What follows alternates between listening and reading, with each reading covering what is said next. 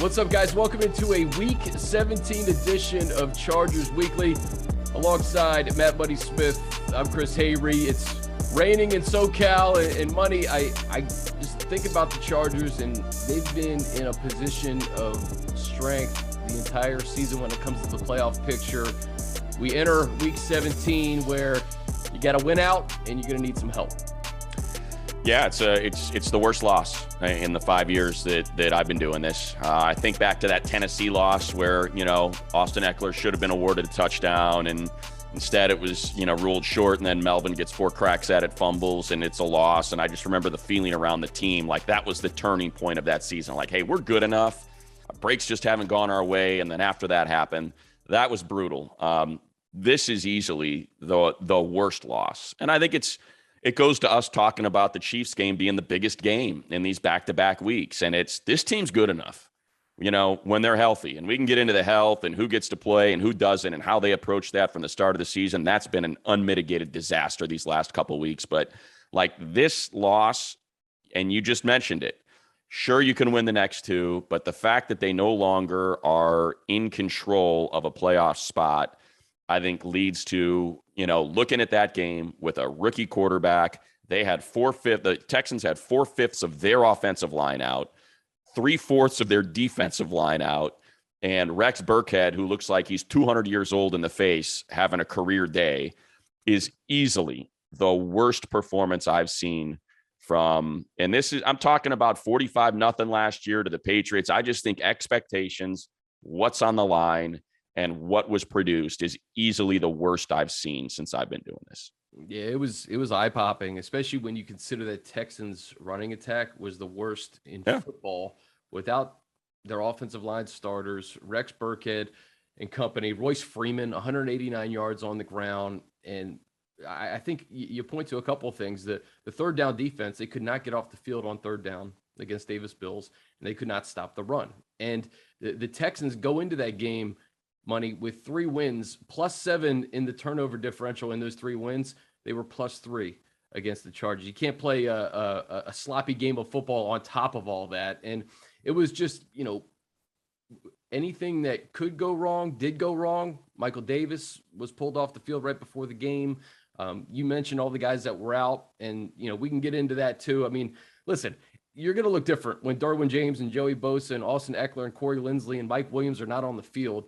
But at the same time, there was way too much talent on the field for the Chargers to lose that game. Yeah, look, I think you can make a case the Texans were in worse shape, based on their starters versus their backups, compared to the Chargers starters versus their backups. We've seen depth come through for this team time and time again.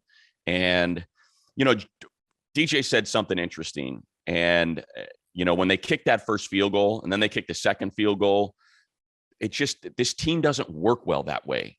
This team is all gas. This team is our coach is giving us the keys and we're going to deliver. And when you kick those field goals, the team just felt flat. That it was a bring your own energy game. And Austin Eckler's a big energy guy. Corey Linsley, we've heard from the moment he walked in the door, has been a leader of that offense. We know what Bosa and Derwin James mean to the defense.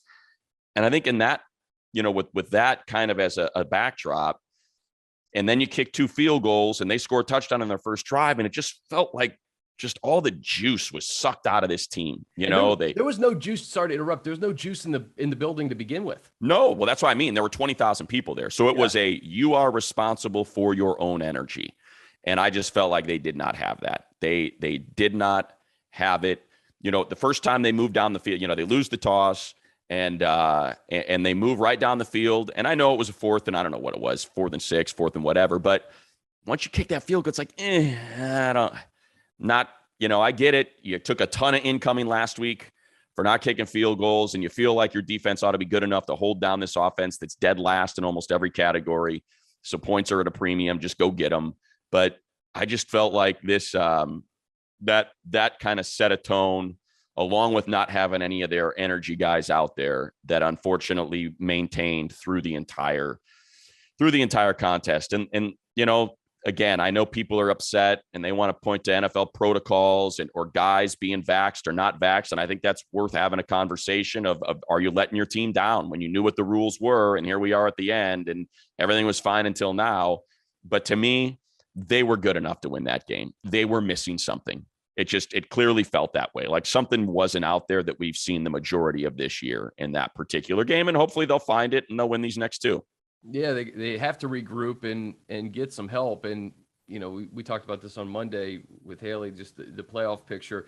The caveat, if the Chargers don't win, doesn't mean anything. But now you're going to go into Sunday, if you're a Chargers fan, and you're going to watch Miami and Tennessee, and you're going to watch Baltimore and the Rams. And if the Ravens lose and the Dolphins lose, the Chargers could go into that game knowing that they have destiny back in their hands if they beat the Raiders and they beat the Broncos. So, I mean, that's something to keep an eye on. But, we'll have Troy Renck on in a little bit to kind of break down this Broncos matchup and kind of what it means for Denver as they lose to the Raiders last week. And, they're coming in knowing that they don't have the playoffs to play for. They have pride, and, their head coach could be coaching his last two games. We don't know about that. But I go back to just the fact that they were so close to beating the Chiefs, Money. Like, if they beat Kansas City, like, I wonder if there is a little bit more juice, right? Well, yeah. I mean, I think back to, again, a few years ago when they knocked off Kansas City on Thursday night, were first place in the AFC, and they come back and lose to Baltimore and go from being the number one seed to a wild card. So, but I hear you, and you almost wonder, you expend so much energy. It was such an awesome game and everybody played so well, and just the margins were so slim to lose that thing in overtime. You wonder if there's a hangover, especially with the holiday.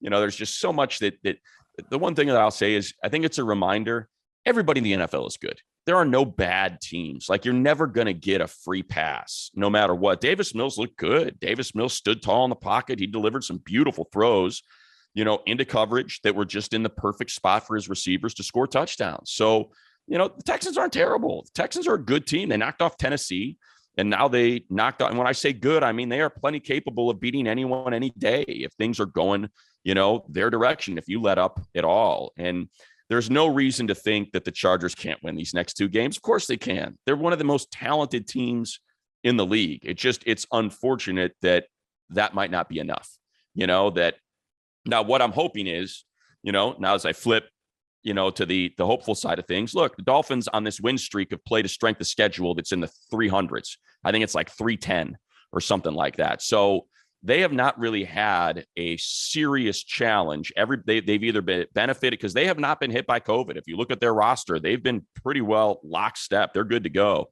So, you had a team of pretty much entirely comprised of starters against a ravaged Saints squad. And that was the only team with a 500 or winning record that they played on this stretch of 7 wins. So let's see if they can do it against the Titans and against the Patriots. And the Chargers, I think when you look at those two games, it's like, what?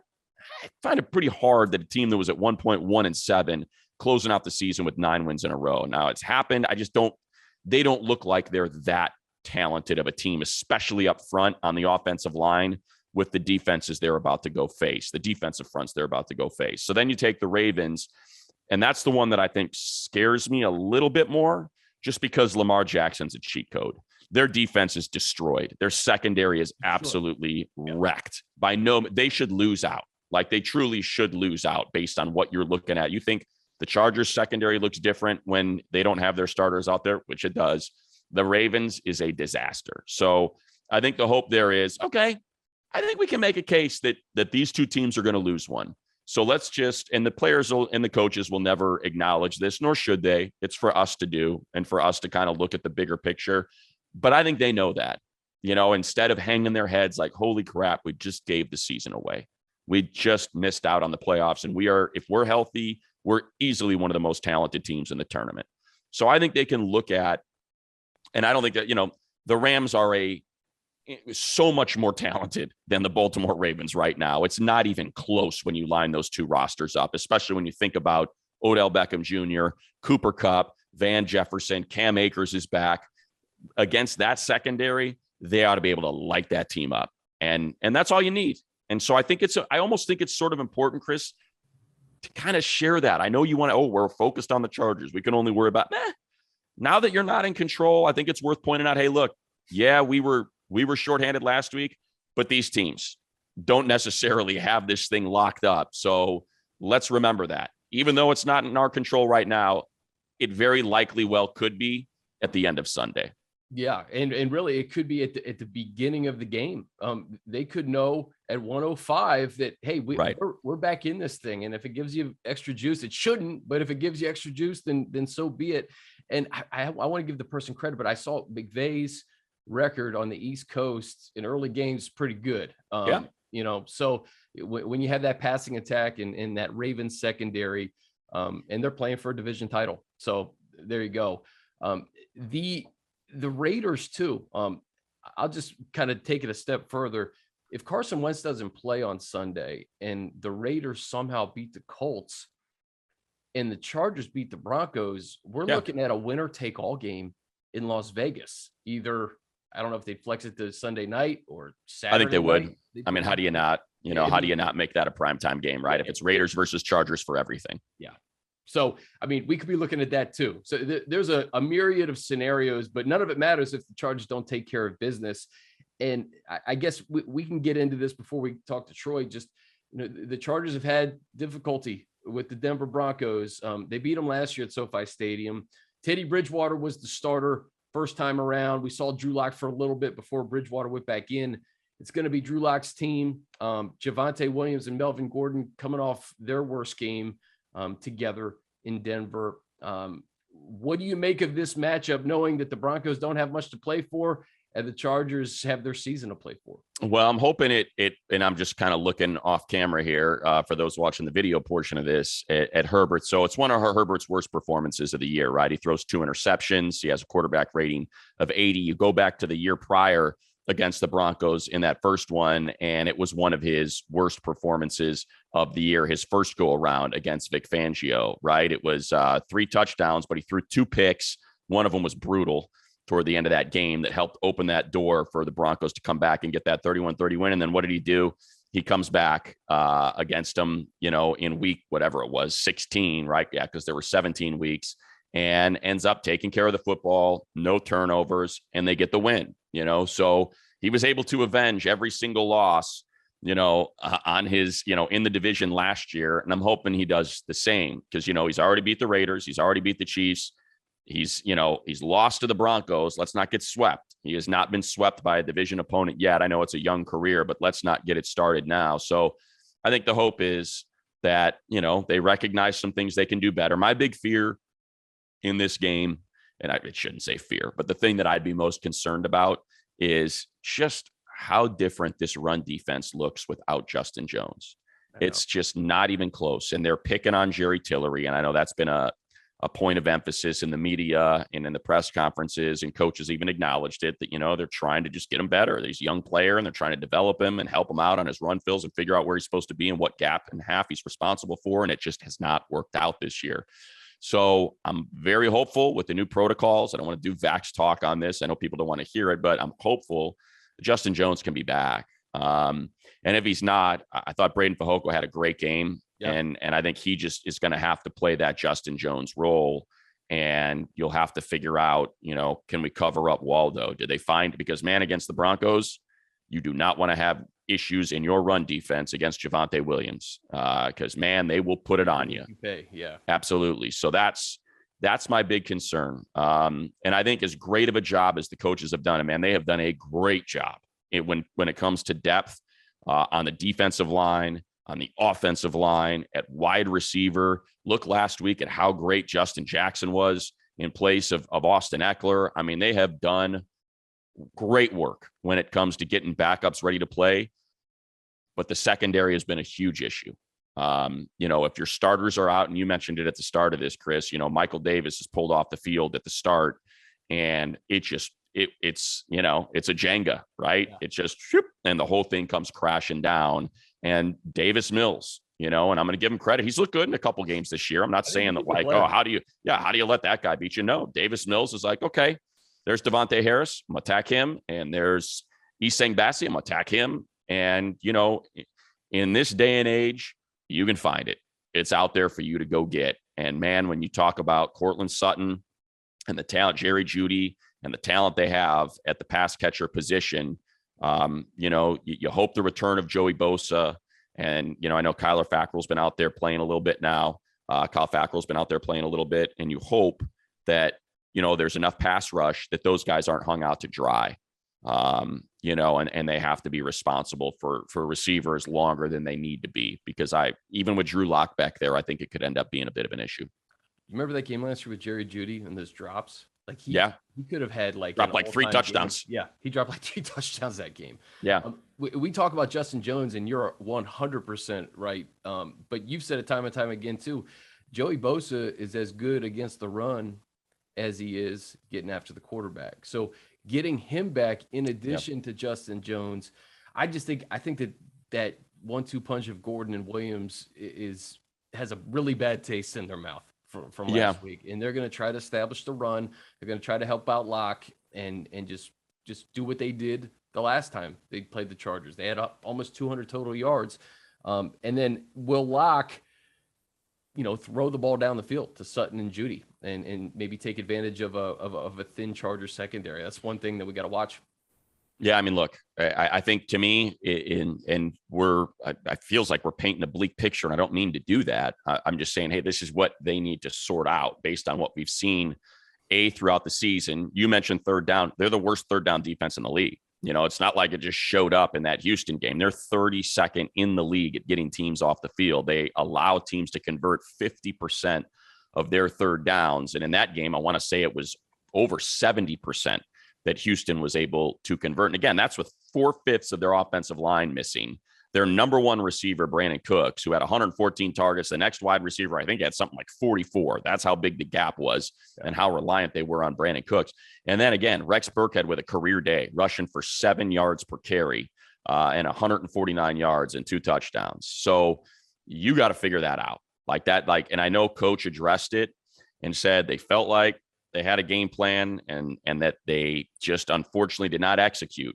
And defensive linemen that are responsible for gaps weren't quite comfortable figuring that out. And when Drew Tranquil went out, and you got linebackers that are responsible for fills, and then you've got issues at safety. Loie Gilman's back for the first time in 5-6 weeks, and Derwin James isn't out there. And you got corners that they're used to having make tackles. It was a rough go because, look, they play with a light box. They play with a lot of too high. And when there's a light box, if you A, don't mind your gap, B, get your run fill right, or C, miss tackles, which was another problem in that game, you got issues. You got runs that could go for a yard or 2-yard loss, and they become 8-yard and 9-yard and 15-yard gains. And we saw that repeatedly. And I know that was something Coach had talked about, when it comes to coaching and just feeling like you got everything right, and that have you done everything you should to put your players in a position where they know what's expected of them and they can execute what your vision is. And I'm assuming that that's probably been a huge point of emphasis this whole week of practice. Before we get to Troy, I just want to say this to the fans: for as disappointed as you were on Monday, and it was a really, really bad loss. Yeah. For as disappointed as you were, next Monday, you could be talking about beating the Raiders and going straight to the playoffs, right? Yeah, look, I 100%, Chris, I've said it. Just get in. This team is so talented. All they got to do is, I was talking to someone affiliated with a particular team. I don't want to out him or anything like that, but someone that is pretty high up on a team, and they're in the playoffs. And he said, look, you tell me which of these teams do I not want to see? It's you. I don't want to have to contend with Justin Herbert and Austin Eckler and Joey Bosa and Derwin. I want nothing to do with that in the postseason. And I think everybody feels that way. Game wreckers make differences in the playoffs. It tends to be teams that are the most talented or have exceptional outlier players. And you're absolutely right. Come Monday, we could be back in a position where we're talking about a primetime game on Saturday night or Sunday night, winner take all. And just get into the tournament. And like I said, if they're the 7 seed and they got to go against the highest seed every single time to get to the Super Bowl, I still have faith that this team could do it on the road for 3 games in a row. I do. I feel like they're that talented. They just stubbed their toe. Well, it's more like they fell on their face. I think it was bigger than stubbing their toe because now they got 2 teams in front of them. But you can get up, dust off, and get back moving. And I think they can do that. And if they do, we're going to cut this part of the podcast. We're going to lead with it next week, and we're going to get excited for Raiders Chargers in Vegas. But first, let's dive into this matchup with the Denver Broncos and Troy Renck. But first, a quick note to let you know that Pepsi, they're handing out the ultimate Chargers fan experience only at 7-Eleven. Rush in, scan the code for your chance to win some awesome Chargers prizes. Bolt up with Pepsi. Must be 18 years or older. No purchase necessary. Sponsor is PepsiCo. For official rules, visit boltupla.com/7-Eleven. Also want to tell you guys about picks for Popeyes. Every Chargers game this season, when the Bolts defense gets an interception, show the game recap email to your local Popeyes to get a free chicken sandwich when you purchase a chicken sandwich at regular menu price. All right, to get this week's opposing view, let's bring in Broncos insider Denver 7. Troy Renck joins us here on Chargers Weekly. And Troy, why don't you just kind of set the scene in Denver, coming off a loss to the Raiders? What are they saying about coming to Los Angeles and SoFi Stadium to take on the Chargers? Yeah, I mean, they're really left to play for pride. That Cincinnati Bengals game a couple weeks ago was a knockout game in a lot of ways. And then they get to Vegas, and all these teams start losing around them, including the Chargers, so they have a chance, and they blow it against the Raiders. So they're trying to play the role of spoiler, be fair to your teammates, be fair to the process. But, you know, those of us who grew up here, the idea of the Broncos playing spoiler, like it's like this, the sour cream have an expiration date? It's one of these questions you don't ever want to address. Like, what are we talking about? The Broncos playing spoiler, but it's been a lean 6 years since the Super Bowl. So they're playing for pride, and in some cases, they could be playing for Coach Vic Fangio's job as well. If he can win out, maybe he stays for another season. If he loses out 4 straight, that'd be a hard argument for him to stay for a 4th season.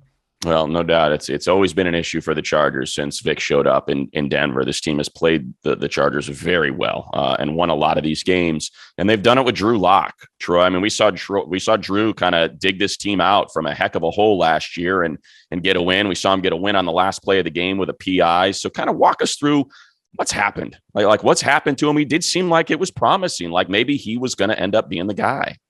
Yeah, you're right about Fangio and the Chargers. He's 4-1 against the Chargers. He's 1-10 against the Chiefs and Raiders. I mean, that's what's crushing him, especially the 4 straight losses to the Raiders.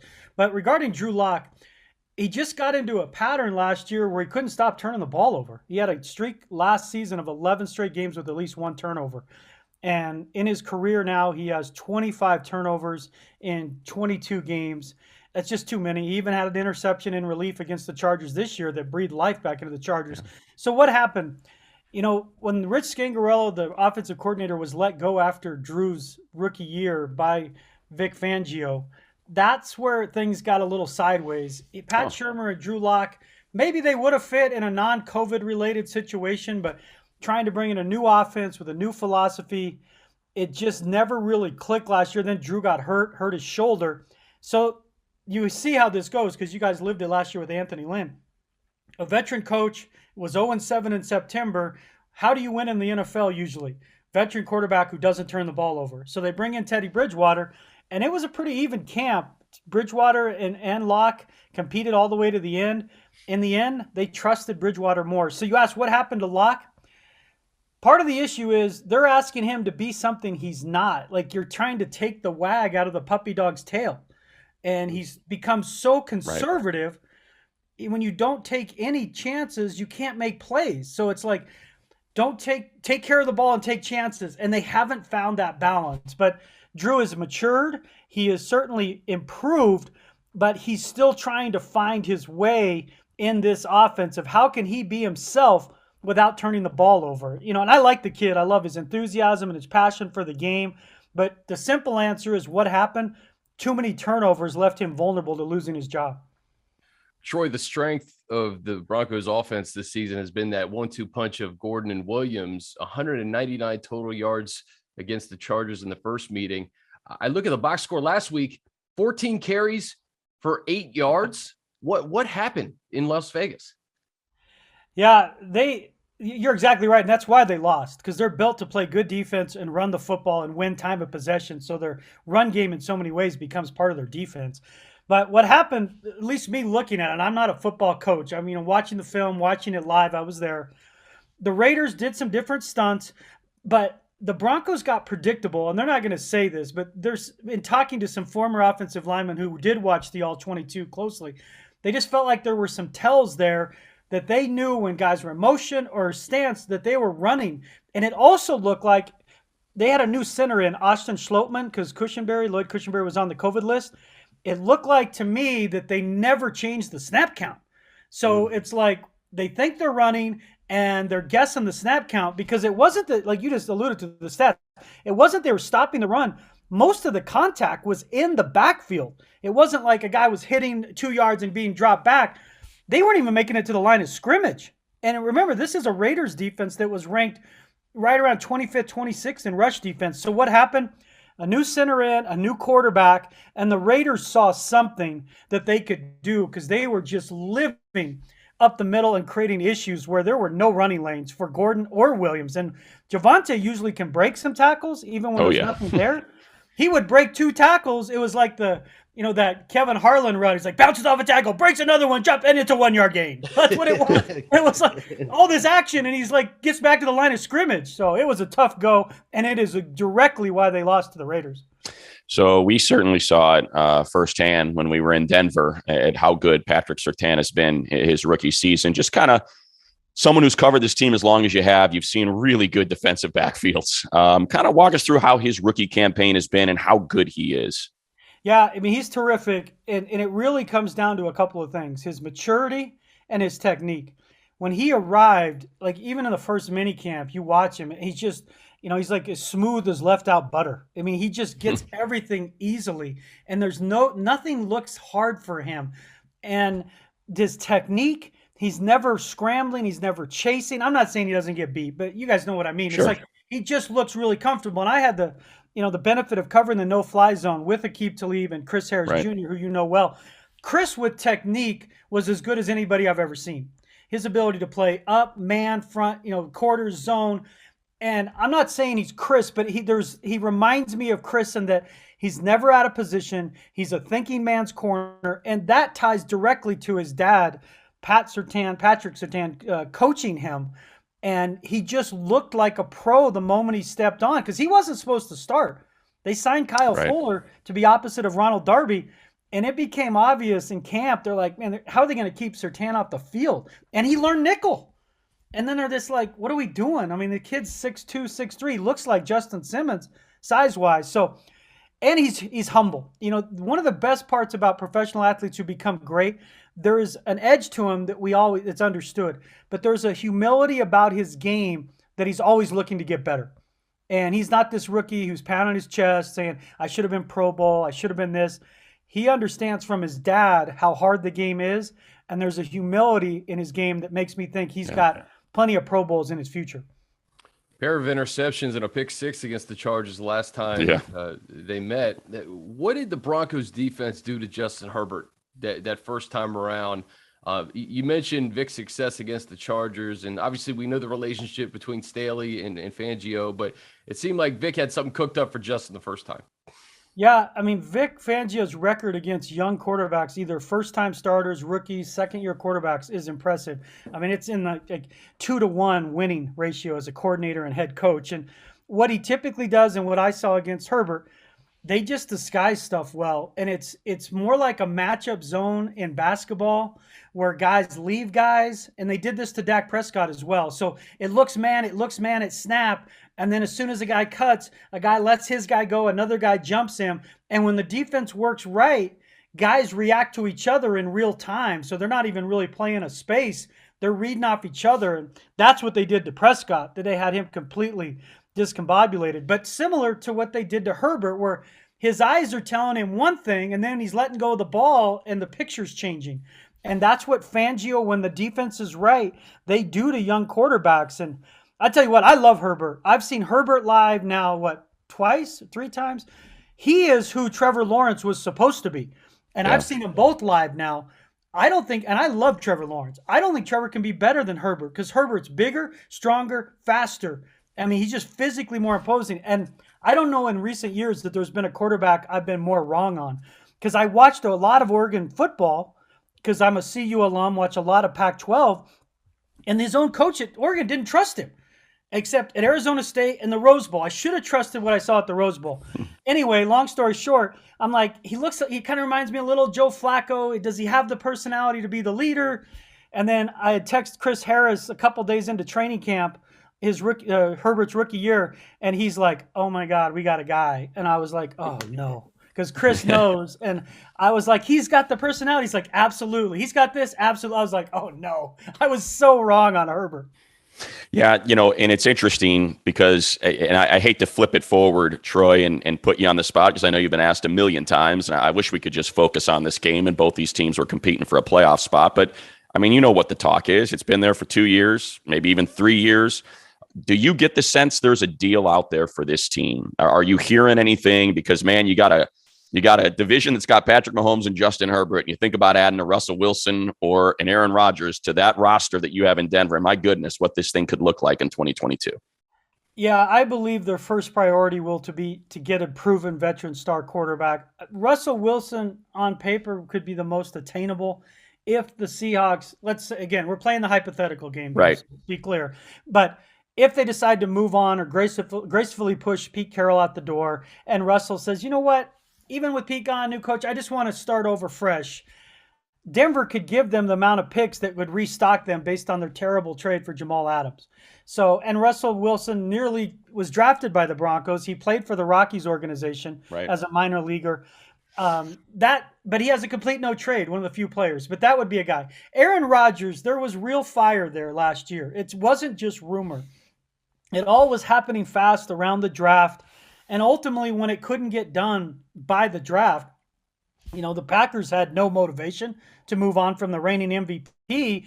And now that they're not getting that pick for this, that upcoming season, it all fizzled. But they will be in if Rodgers is available. They'll be in if Russell Wilson is made available by the Seahawks.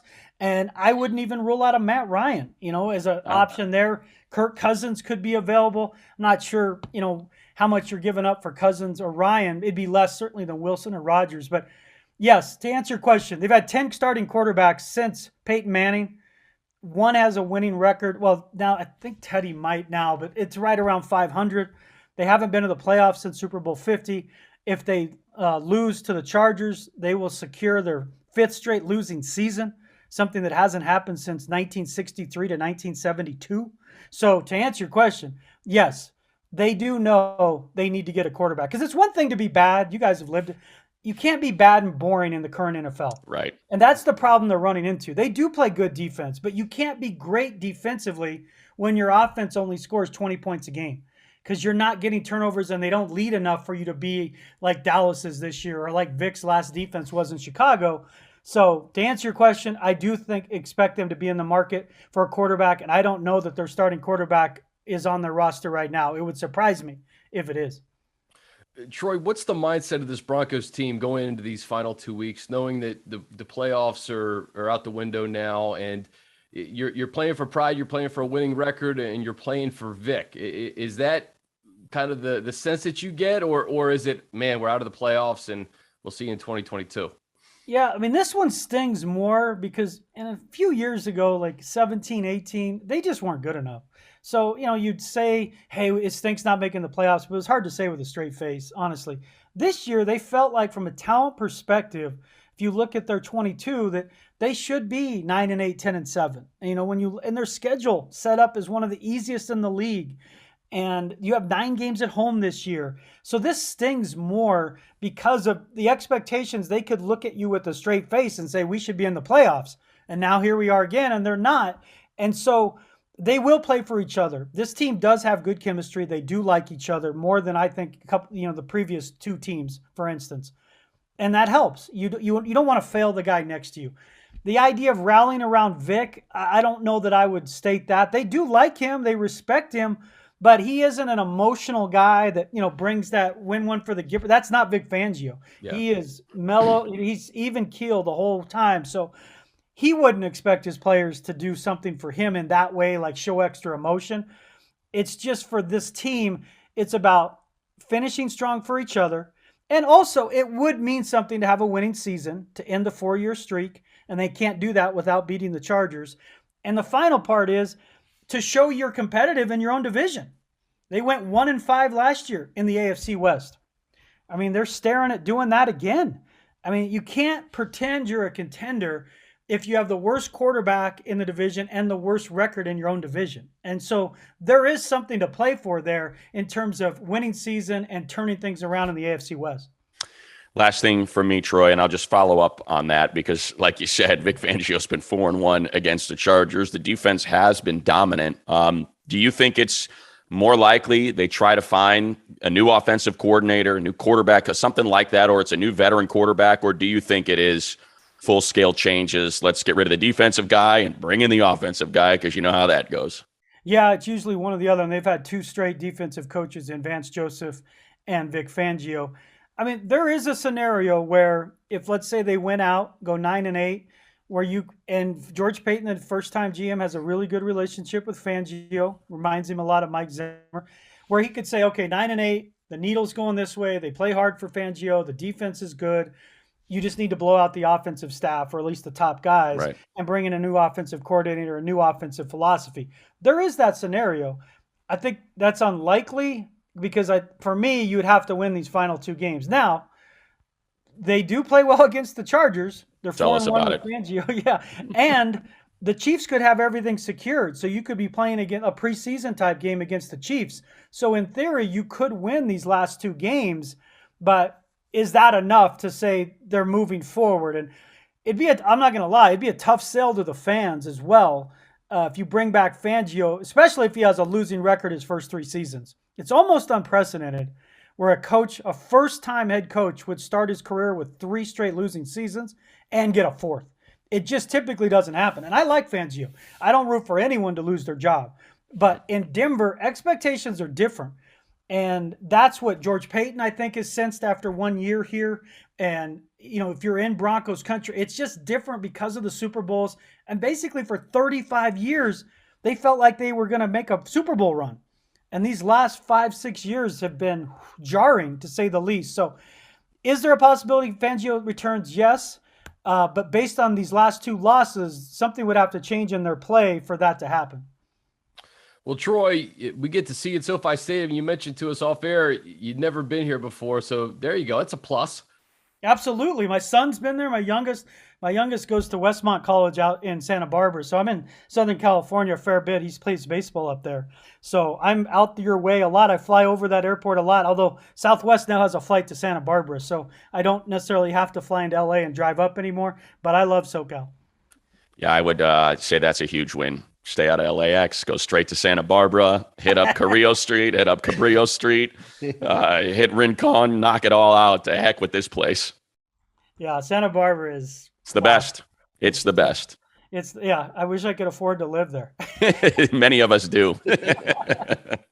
Troy, we'll see you on Sunday, man. Thanks again for your insight. Awesome stuff. You got it, guys. Take care. Can't wait. All right, buddy.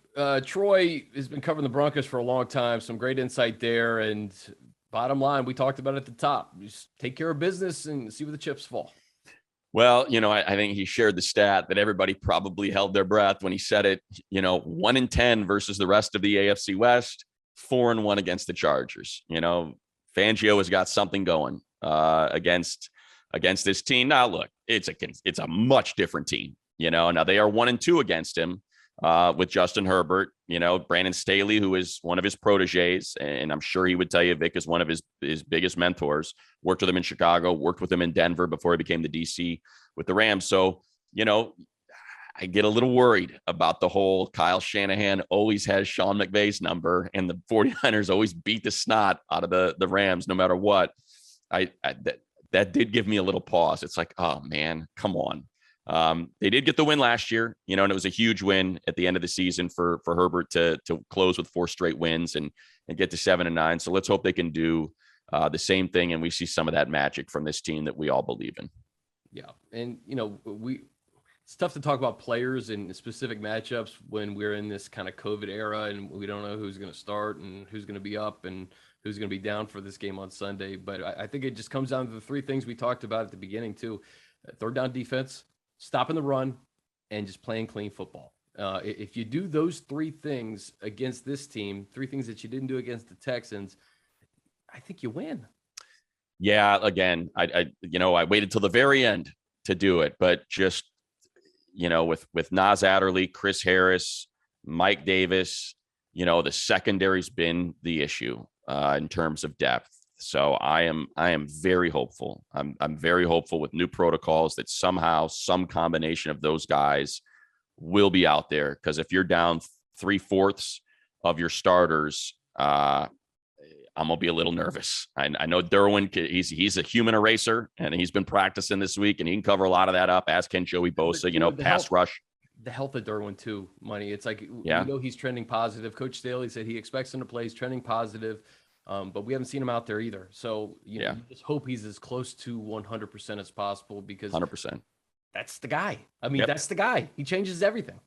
Energy, disposition, ability, the fact that you can line him up anywhere. Hey, you know what, Derwin, we need a corner. They're picking, just you're shadowing Sutton, you're shadowing Judy, and he can do it. Whatever you need. So it's huge. It is huge. And unfortunately, at this time of year, there's attrition everywhere on NFL rosters. And I'm hopeful that the Chargers, who have been ravaged by this thing for 2 weeks now, can catch a break and get these guys back. We'll see what happens on Sunday. It's a big one. It's a must win for the Chargers to keep their playoff hopes alive. We'll see you, I guess, in the new year. This is the last one of 2021. So happy New Year to all you guys out there. If you go to the game on Sunday at SoFi Stadium, please say hi. For Matt Money Smith, I'm Chris Hayre. This has been Chargers Weekly.